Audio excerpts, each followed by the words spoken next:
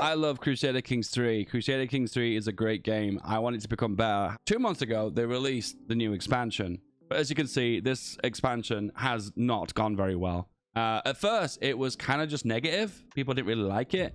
Then it became mostly negative, and now it's overwhelmingly negative. And I think one of the reasons why is the devs just have gone completely quiet on it. I think they, for the most part, acknowledged that the expansion has got issues, but then they just completely went quiet on us. And because of that, I feel like the community got a little bit annoyed by that, and it's almost created more of an avalanche, a backlash of issues, and it's just gotten worse and worse. So 2 months have passed, and then we get this dev diary. So this is a recap of that expansion and what went wrong, what we're going to change, and a little bit of a sprinkle of the new DLC coming up. Anyway, without further ado, let's dive straight in. So the good news is they're releasing a big patch. That patch is 1.12.5.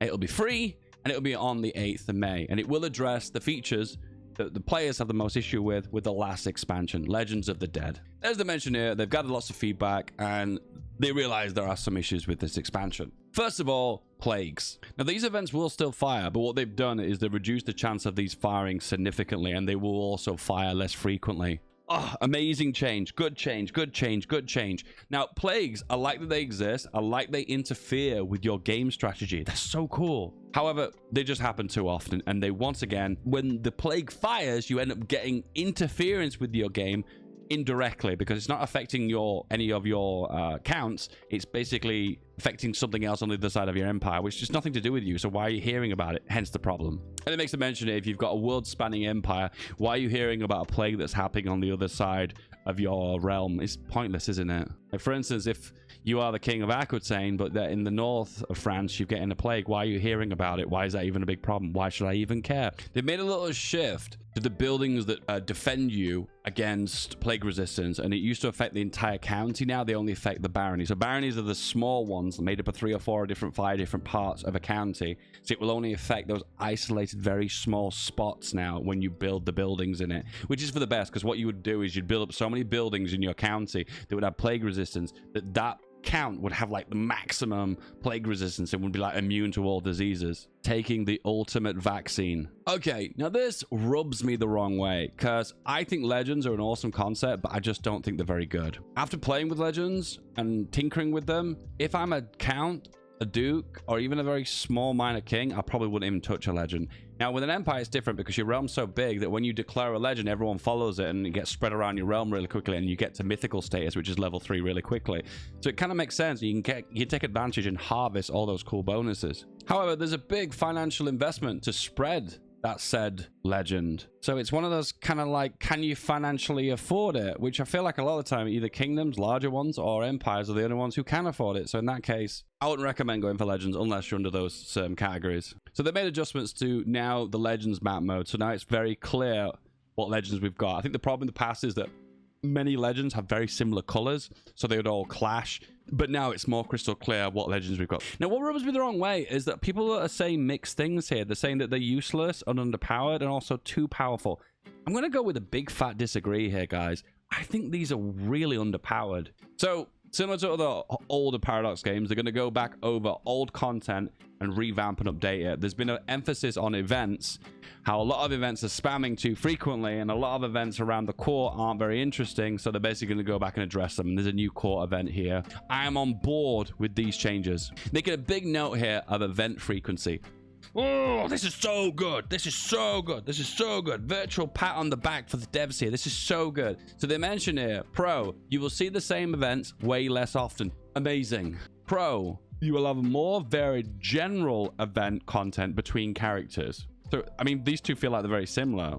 Less repetition and more events that are general, but less repetition around them.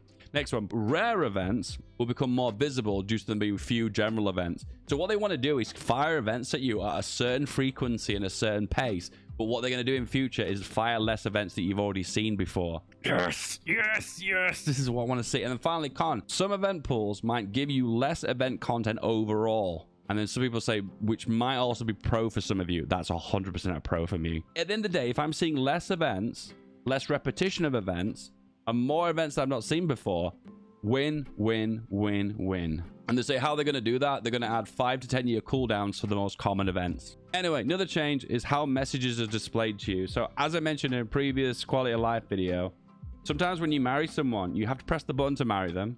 It says yes, you'll get married.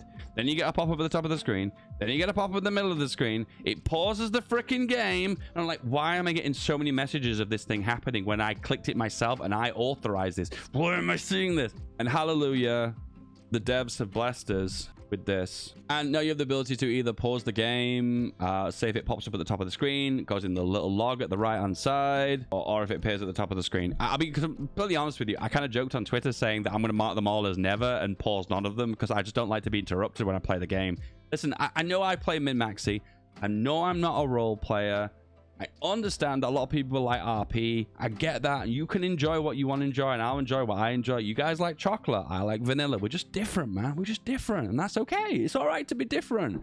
But my God, min-maxing is my baby. I enjoy it. And painting the map is what I enjoy doing in CK3, even if that's probably what the devs intended. In this case, I don't like to be interrupted when I play the game, so this is fucking gold. I love it. So an example in CK2, people liked it when it paused the game when the siege ended, so you can kind of like I suppose min-max the sieges so they can go more smoothly, for instance, so you're not wasting any time. They also said that they don't feel like they're being very clear on what features are free and which ones are paid. Hand on heart, I agree. I never know when I get early access to a DLC whether it's a free content or whether it's paid content. I never really know. And I always say to you guys, like, guys, I don't really know. I'm going to basically review the patch and the DLC all as one because I don't know which is which. So in all hand on heart, I agree here. This is a good call because we never really know. I personally never know which is which. So one of the common things the community says is CK3 is too easy. And I know why they're saying this because CK2 was a very difficult game to pick up and master. And there's a lot of people who are very nostalgic for CK2 that want CK3 to be like CK2. And this is what this part of the dev diary is talking about. Too long didn't read, the devs disagree. Moving on. The Conqueror mechanic. I'm not saying that at some point I've talked about this. I think I talked about this in the EU4 days where I kind of felt like everything in the game is kind of predictable. And it sometimes would be really cool if there was a leader like Charlemagne or Napoleon or Alexander the Great. I know they're not all in the same era of CK3 EU4, but if there was a guy who was declared a conqueror and can go on mad rampages, wouldn't that be kind of cool, right? And all of a sudden they're adding a feature now for a guy who's a conqueror, who becomes a conqueror trait, who gives bonuses to conquering.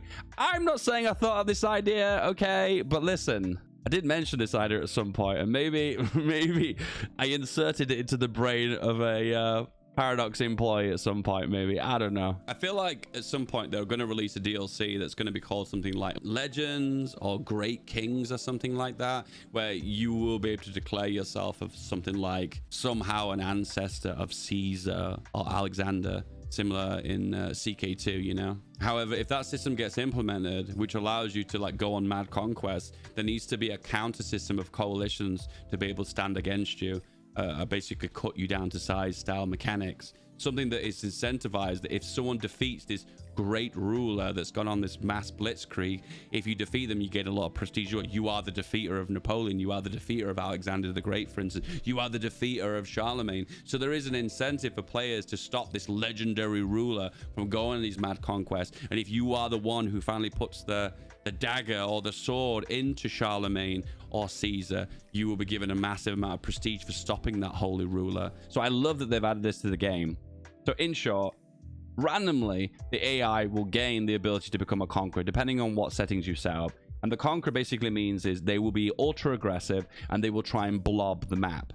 And I suppose from a player's perspective, you'd want to stop this said guy from going on his mad conquest. But there's also another trait called Scourge of the Gods, which basically just means they become brutally OP. Oh, here we go. Scourge of the Gods. Here it is. Look at all these bonuses, guys. This is so unbelievably cool. But here's the big but. Here's the big but. There needs to be a coalition system to go with this. Because if the AI can blob uncontestedly and nobody stops them, what's the point? What's the point? Look at this one. Plus 25 advantage in battle. Wow. Now, Conqueror is kind of cool because they're going to do forced vassalization, Casus Belli. So if you want to, let's just say it's Genghis Khan. You could say, surrender to them and you basically become a vassal of Genghis Khan, which is kind of cool. So he still exists as a player and continue a game. But this one, he has unlimited invasion casters bellies, which I believe invasion means that they take all of your titles away from you. So if a Scourge of the Gods takes you out, it's a game over screen. So it's a different consequence, which I do think there's 2 different levels to it, which I think is really, really cool. But once again, there's no coalition system. So who's going to contest this said enemy? I don't know. It's going to be more difficult, I suppose. It is going to be kind of cool to see who can defeat the Scourge of the Gods, though, because that's going to be a challenge for the YouTubers. And here's a 2 example of 2 conquerors. One here in the north and one here in the south. No, I will not attempt to pronounce them because I will mess that up completely.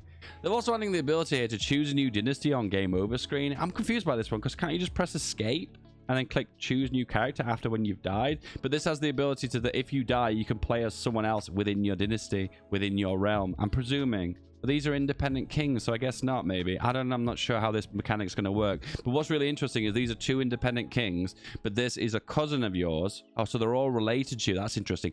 Oh, so you can continue as a different member of your dynasty. Okay, okay. Well, that means now. All right, I understand that now. So you get the option to start as a different brother, or in this case, finish as your cousin. But look, your cousin is unlanded. Oh, that's the next expansion for CK3. They're adding unlanded characters at some point.